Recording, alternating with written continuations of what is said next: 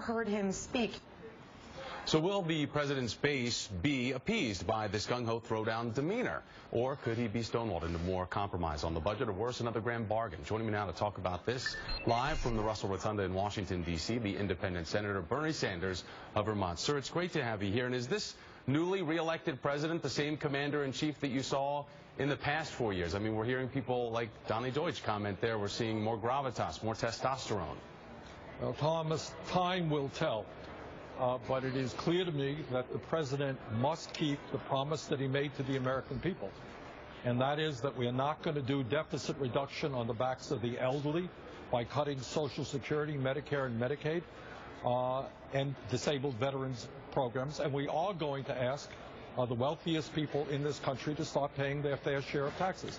That's what he told the American people. He won on that. Many of us said the same thing.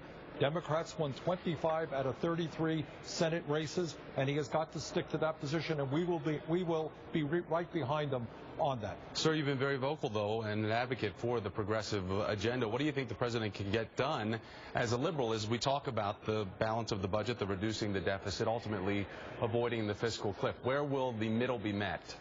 Well, Thomas, on this issue, I think the American people spoke during the election, and poll after poll shows the same thing.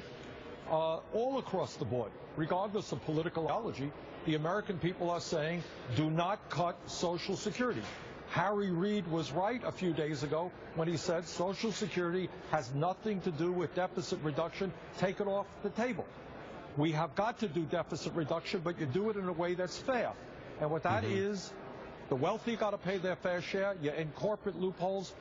You make sure we do away with these absurd tax havens in the Cayman Islands, and you take a hard look at military spending and waste in other government agencies. Sir, the president, as we've been pointing out today, his schedule is going to put him in Manhattan today to view storm damage from Sandy.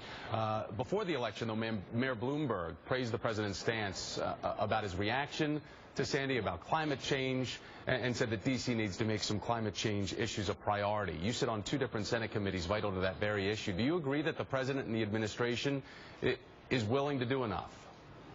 Thomas, let me just tell you this, and I do sit on both the Environmental and Energy Committee. There was a report that came out, front page Washington Post last week. Scientists who study this issue now believe that the worst case scenario projection may be, unfortunately, tragically, the right one.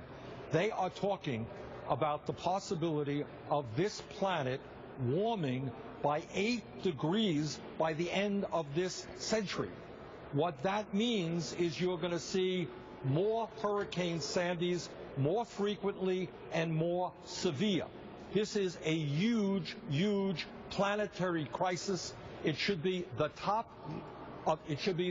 priority of everybody in the United States Congress. We've got to transform our energy system away from fossil fuel, cut greenhouse gas emissions, move to energy efficiency, move to sustainable energy. And when you do that, by the way, not only can we help lead the world in transforming our energy system, you can create millions of jobs. Senator Bernie Sanders of Vermont. Sir, great to see you this morning. Thanks for your time. Thank you. Change without change, House and Senate leadership staying the same. So what does that mean for bipartisan?